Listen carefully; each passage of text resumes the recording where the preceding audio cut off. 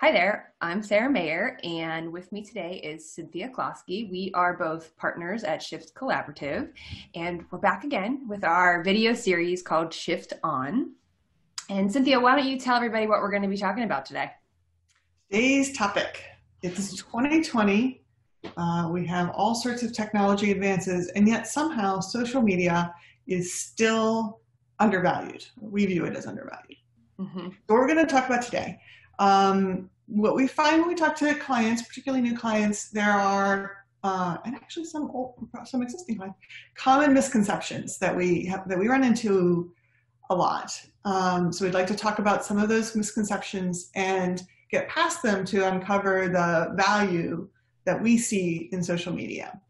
We're going to talk a little bit about things that we suggest you not do, and we'll offer you one thing that you can do to get started as you're integrating social media into your overall marketing strategy. All right, very good. Sounds like a lot to tackle, but we're going to get to it all. Why don't we start? We'll get to it all, just to put that in context. We're going to get to as much as we get to.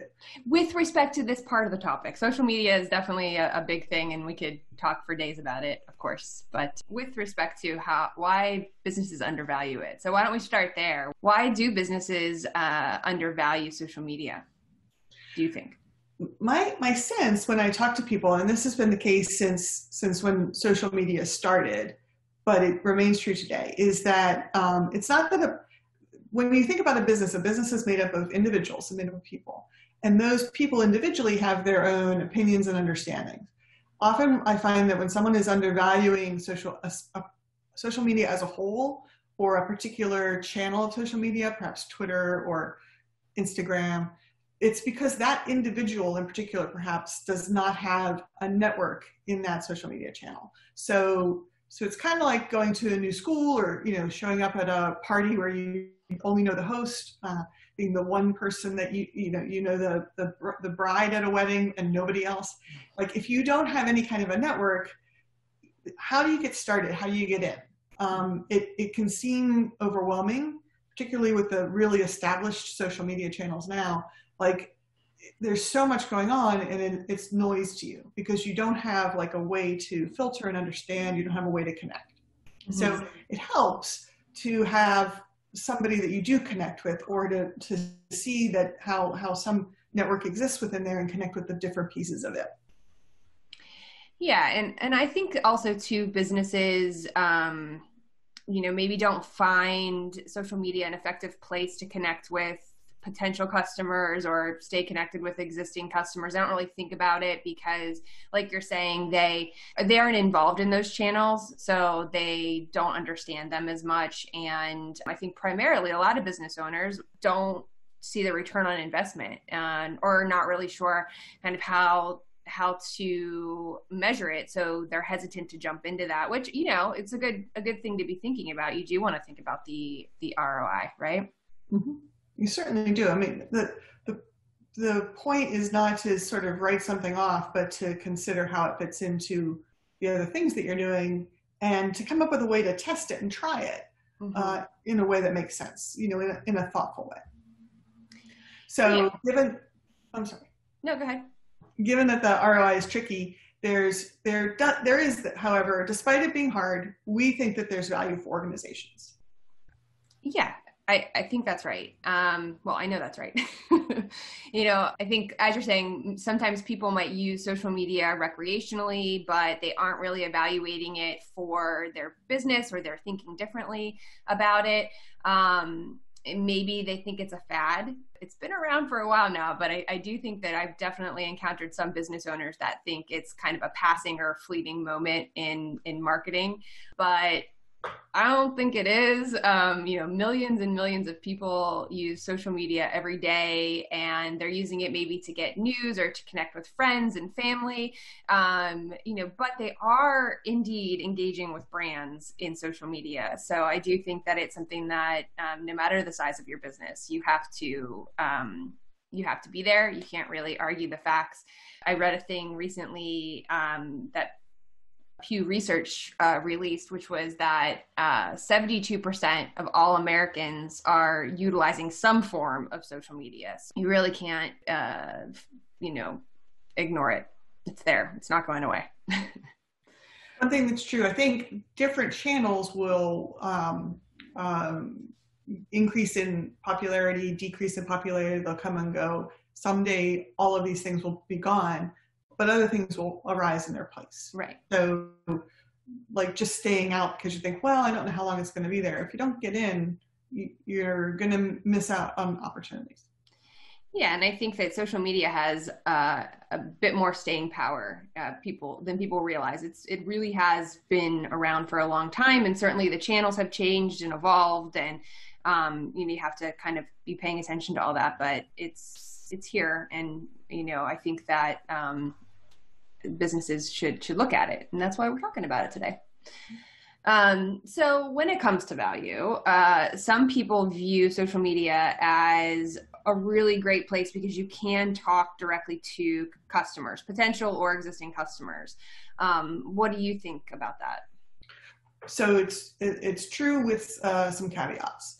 It's definitely true that you can connect directly to customers. It's not like when you write a press release and you try and send that and hope that somebody's going to pick it up, or you try to talk to someone. You hope to connect with a journalist or an editor and hope that they'll cover you. You get to craft your message. You get to deliver it directly. And people can interact with it even more than, say, putting up a billboard. People see your billboard as they drive by or walk by, but their interaction with it is not in the way that like having a conversation with them would be, or connecting with them online for some kind of engagement. So you do get to connect directly in a richer way than other kinds of traditional things. The thing about that is, though, social media, the social part of the media is what makes it so, is what has integrated into people's lives. So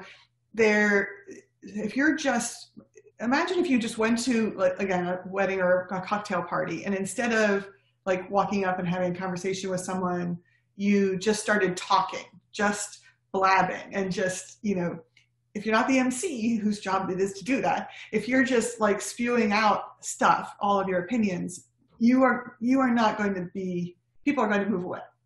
And so the same thing kind of happens in social media channels. If you're just sharing out your message and it's like, hey, I'm over here, look at me, that your message is getting out there a little bit, but people aren't then going to necessarily respond and like and interact in the way that really makes these channels really powerful.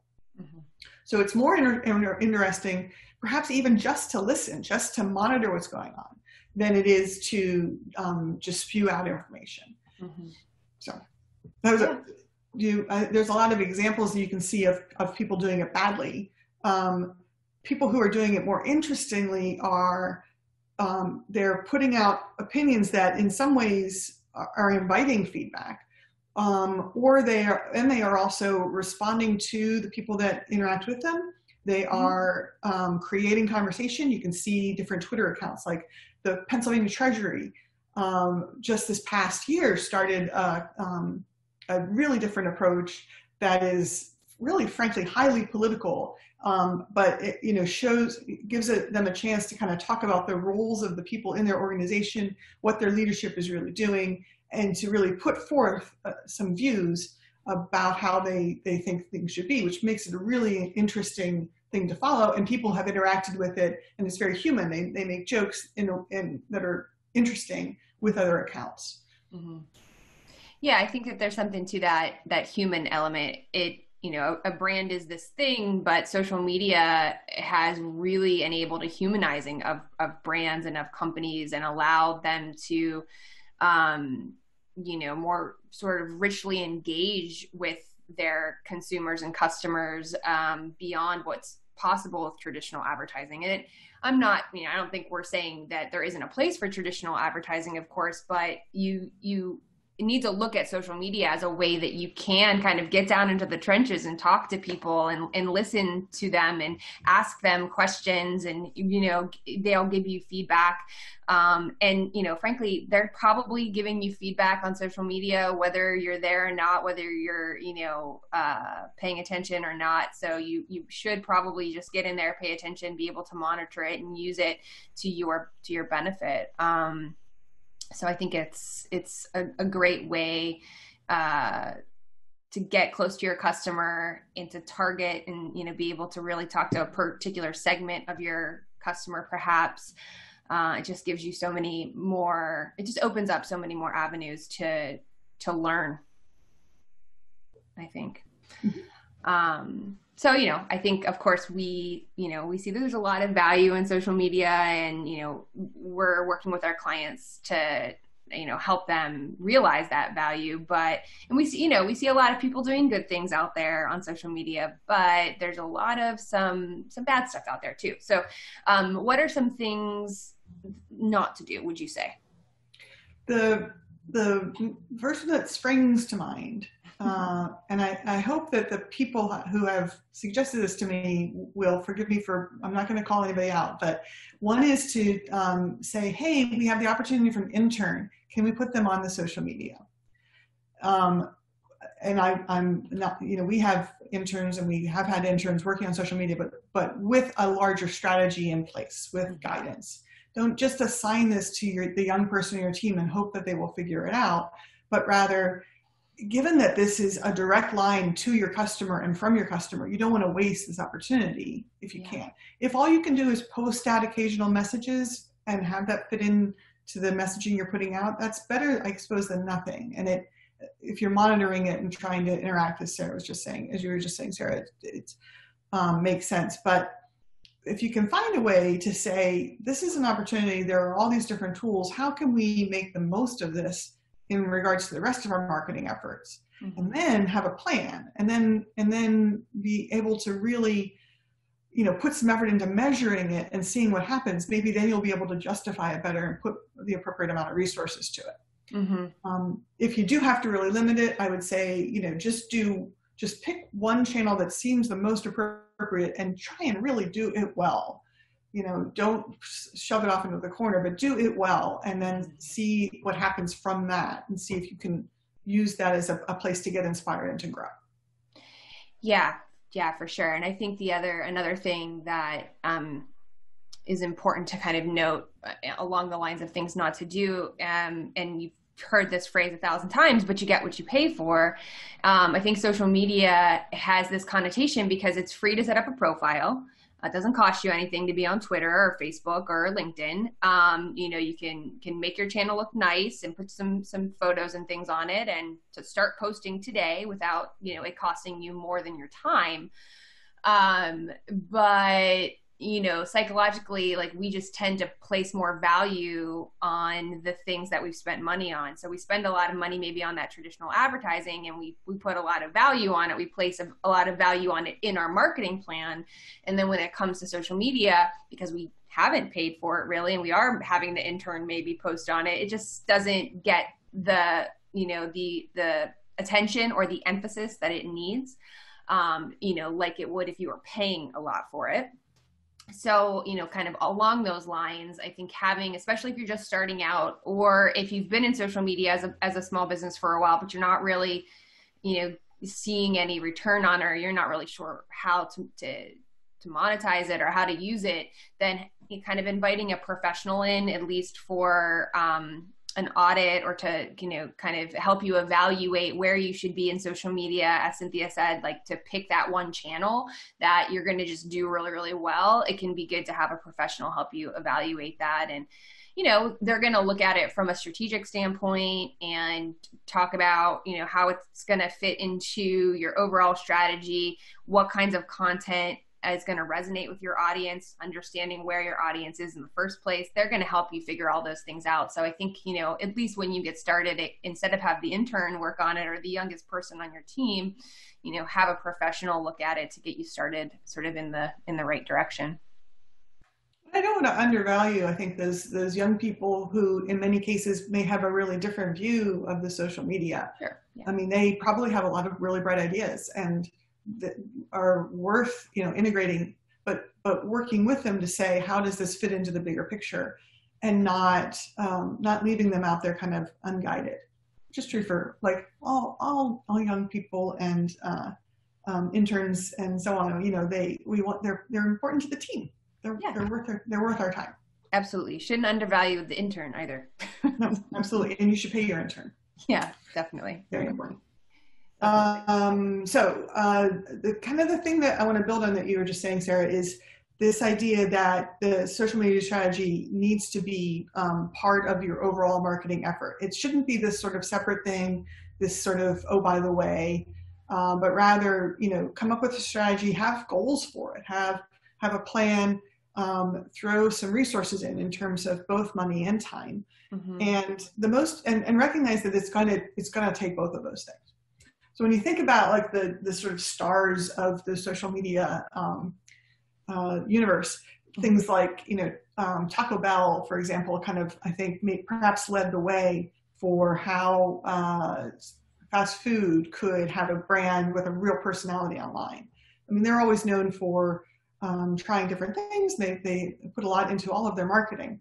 But for a really funny Twitter account, for example, if you're not a professional comedian, what an account like Taco Bell will do is actually have a whole room of people dedicated to choosing which tweets are we going to respond to, and then doing almost a writer's room thing, like, here's how I would respond, the way humor magazine like The Onion works, or a show like Saturday Night Live, where people are throwing out all the ideas and they pick the best ones. That's how you can come up with 100% winners, because you've gone through a lot of things and you've putting people to it. So imagine 10 people running one Twitter account as opposed to one person spending a few hours a day scheduling tweets. That's if you want to have that kind of activity, you're going to need to put a lot to it.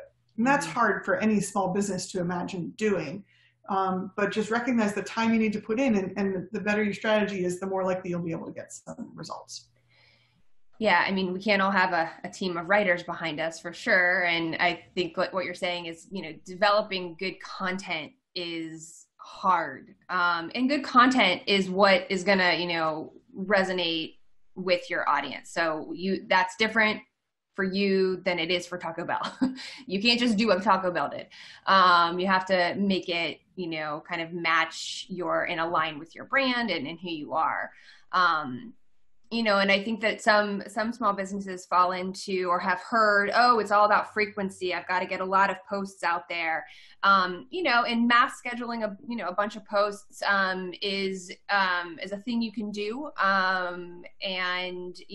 Some of it might resonate and some of it might not. And so if you're going to do that, if you're going to schedule a lot of content all at once, I think just be cognizant of, not just ghosting, like posting and ghosting and leaving is just, posting and then obviously not responding or not seeing what's working. So I think when you do those mass scheduling of a lot of posts, just make sure that you're in there and you're paying attention and you're looking at, this particular thing that I posted was a timely topic. A bunch of people liked it. We got some comments, a bunch of people shared it. Okay, well, let's just try to do more of that. So I think you can start at first by posting a number of different things and see what's going to work with your audience, and then kind of tweak it from there. And just remember, if you're bored with what you're posting and how you're posting, so is everybody else. So, you have to have you have to have fun with it, and that is going to come through, and that's going to make, the content in the channel, whatever the channel is, a little bit more engaging for others. So I think you have to have fun. And thinking about that engagement, I think, is important. Like, that's got to be part of your goals, is thinking about, what do you want to happen? It's not purely the number of followers. I mean, the number of followers may have an impact on other things, but it's not simply how many people are liking the channel, for example, or following you, but how they're then reacting when you put something out there. Because that's going to have an effect on the different algorithms that each of these channels uses to say, who else will I share this with? But it also will kind of say, am I getting to the goal, which is you're not doing this just for the sake of doing it or getting some kind of audience. You're doing it because you're trying to reach some business goal. So what is that business goal? How does all this fit in there? And how does this stuff fit into, like, how are you as a company or an company going to make money, or organization reach your other goals? Mm-hmm. Yeah, I think, that's so super important. I think another thing to realize, and maybe many businesses understand this, is that each individual social media channel, whether it be Twitter or Instagram or TikTok or, whatever the newest, latest, and greatest darling of social media is, they all have their own culture, their own lingo. Some lingo is shared across channels. Of course, hashtag is relevant across multiple channels, for example. But they all have their own little sort of fiefdoms of how they work. And that's something, you have to certainly take into consideration as well.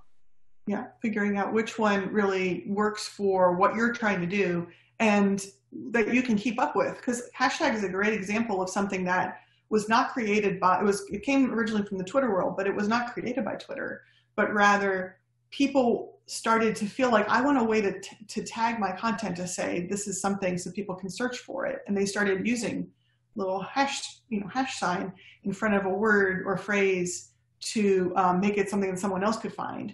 And Twitter saw that and then put some technology behind making that be a linkable thing and making it part of their thing. So these pieces of the culture, come up and they grow, and sometimes then they make the leap over to another channel. Mm-hmm. And so it's going to take a little bit of work to keep up with that and to choose which is the kind of best universe for you.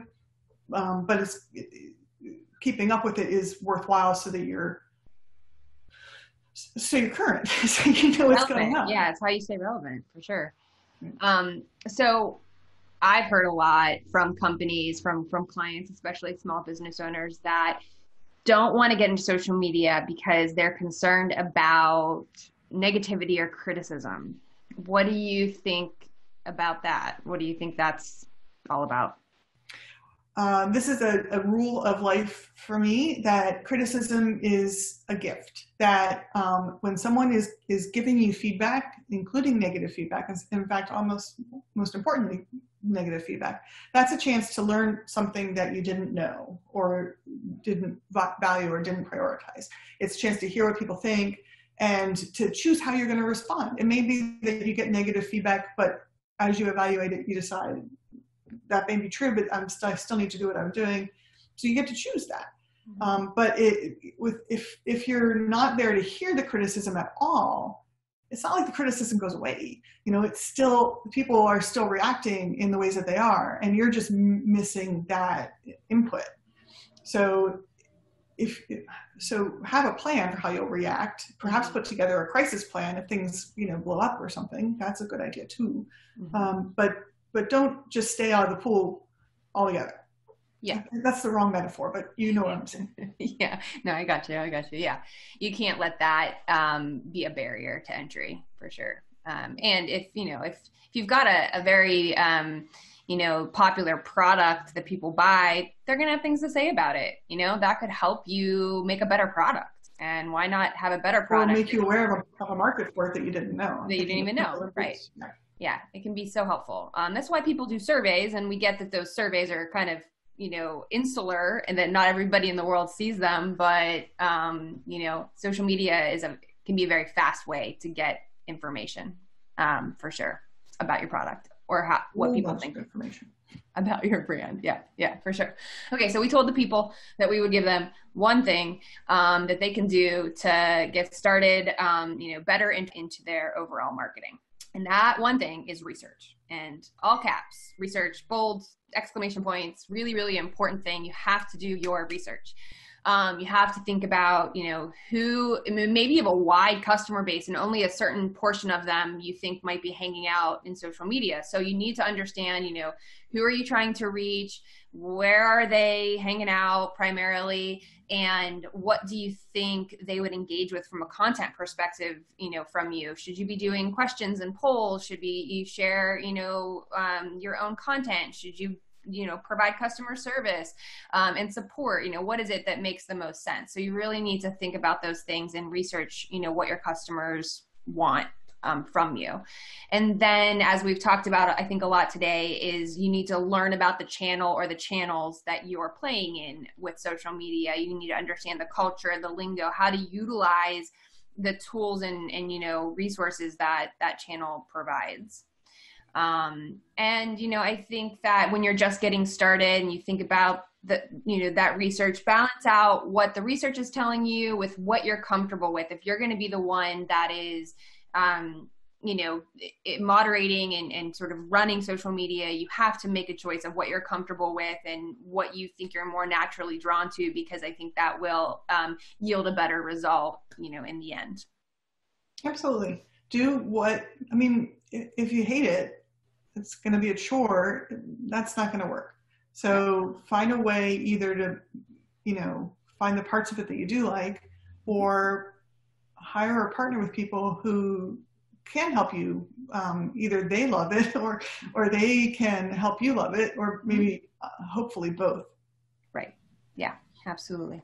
Social media is it's a great opportunity for business, a great opportunity for all different kinds of organizations. It can lead a very positive impact on marketing, and it is best used in the context of a larger marketing effort.